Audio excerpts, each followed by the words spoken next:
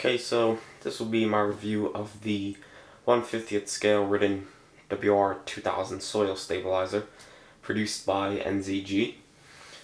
I believe the model was first released in 2006, and I must say for the time that was released, there is actually a nice amount of functions and detailing on it, and it's quite the interesting model. And one thing I want to put out there is not that many people have it, and it's hard to even find pictures of it through a simple Google search. So I hope this review will be helpful to some people, and it seemed to be a high interest model when I first got it, which wasn't too long ago.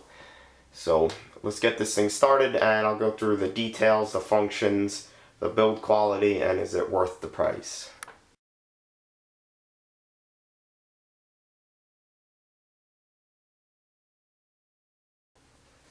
So the functions of this are, average. There really isn't much that it can do, but for what it does it very well. I would like to include that NZG gives you these two keys, and interestingly enough, I will show you what they are for. But before that, obviously it rolls back and forth, and the tires seem to get stuck on something because it does require a decent amount of force to roll back and forth.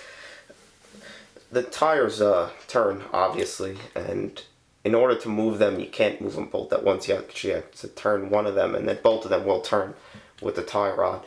And they turn to a maximum to around right there, and then the other way, they will go to around right there. And they both turn at the same time. The same goes for the front ones, and these are going to be a little bit harder to show, but turns around right there, and then a turn right there. When turning them, make sure you turn them by the rims instead of the rubber, because when I get to the build quality, I'll show you how nice that the rubber is. Another function is the drum underneath can raise and lower, and it lowers as far as where it will pick the whole machine off the ground. So it would look very cool in a diorama setup because of how deep that it can go. And it's moved by the cylinder right here connected to the rod and to there. Another feature is the guarding right there can be pulled down, and then it could be pushed up, and that's also on a cylinder. One of the coolest things that I like on it is probably the cab. You can see the cab is level with the machine, but what you could do is you could tilt the cab out, and I think that's a really cool feature. I assume that the real machine does do that. I don't have too much knowledge on the real machine, but I assume that the real machine does do that, and then it can be slid in. It does have some issues when sliding. Sometimes you get stuck a little bit. And lastly, which the keys do, is if you turn the model upside down, there's a little spot for the key right there, and if you use that, you could turn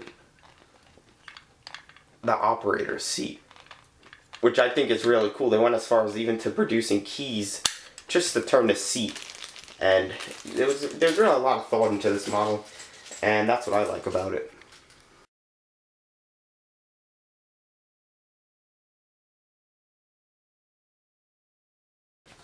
As for the detail, I don't know the real machine that well, but I will go over what I personally do like about it. You can see the handrails are very thin.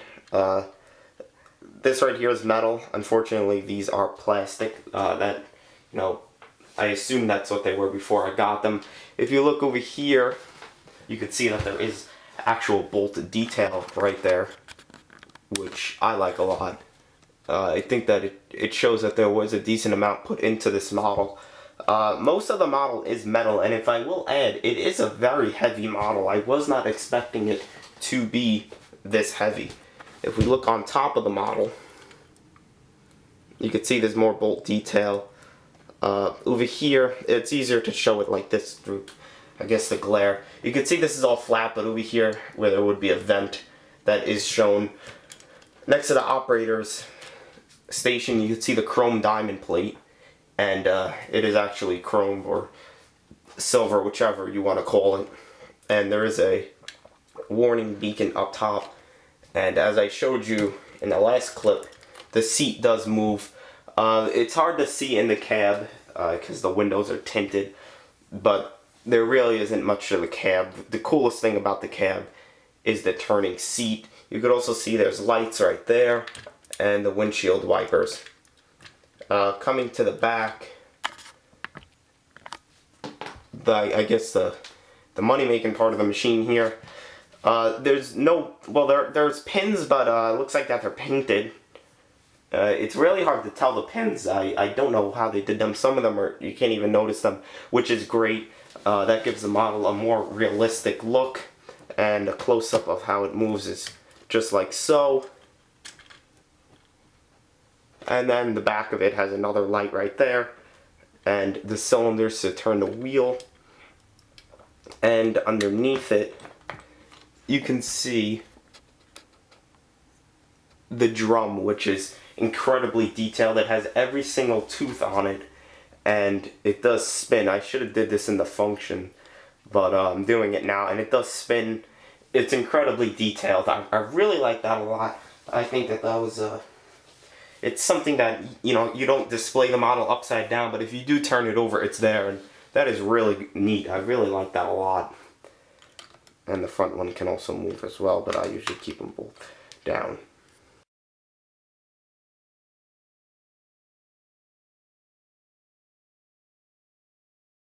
Now, the build quality of the model is a typical NZG model, mostly metal. Probably 95% of this model is metal. The really only things that I can see that would be plastic, and I focused on the back of the machine because I like the back of the machine better than the front. I really don't care for the cab too much in the way it looks. Really only things I can see are plastic are the extensions on the handrails.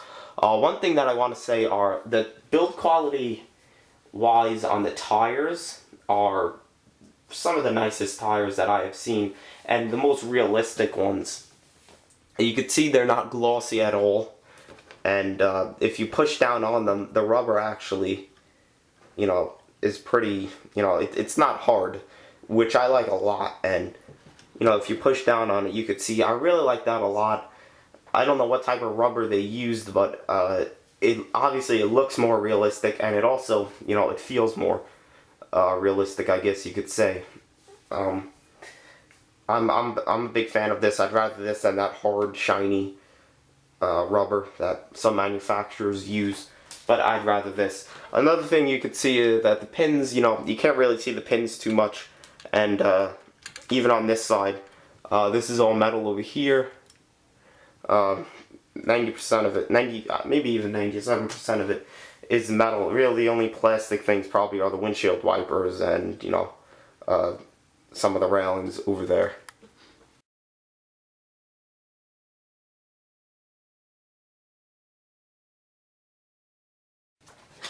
So, 80 bucks the model retails for. That's a roundabout price. It may be cheaper some places, it may be expensive at more places. Some places don't even sell it, so I consider it kind of a specialty model. But it's definitely worth the 80 bucks build quality and detail wise. If you're not really into the type of the machine, I'm sure 80 bucks will be pretty steep for it. And it does seem that there's a kind of a closed market for it, because you really don't see that many people wanting a soil stabilizer model, and it's not a very popular machine either. I myself I'm still not sure why I bought it. I thought it was really cool, and I thought that it would expand what type of machines that I have. It's definitely worth the money. When you get it in your hands, the weight of it, and just the build quality and the detailing of it, you'll definitely see that, you know, you didn't waste your money on it. But it's one of those models that, you know, it's not an excavator, it's not a loader, it's not a dozer. It's definitely a specialty model that few people will actually buy. And I'm glad that I bought it. for the date that it was released, which I'm 99% sure is 2006, a phenomenal model for being released back then. I'm actually mad that I didn't buy this model sooner, but again, you know, 6 months ago I really didn't even look at this model, barely even knew that it was produced. So hopefully this review opens up some people's eyes to that like these type of models, or even like it even after watching this review. One thing I have to say is I'm surprised it doesn't retail more being an NZG model, but I guess for the market that it has, you know, not that many people would buy it for a higher price. I know that I wouldn't. But if you want to see more of the model, if I didn't show some of it, pictures are linked below. And obviously the pictures are rolling by right now. But anyway, thank you for watching the review. If anyone does buy this model after watching this review, let me know, because I'm always interested to know, you know, who actually buys one after watching the review. But anyway, thank you for watching, and there will be more to come.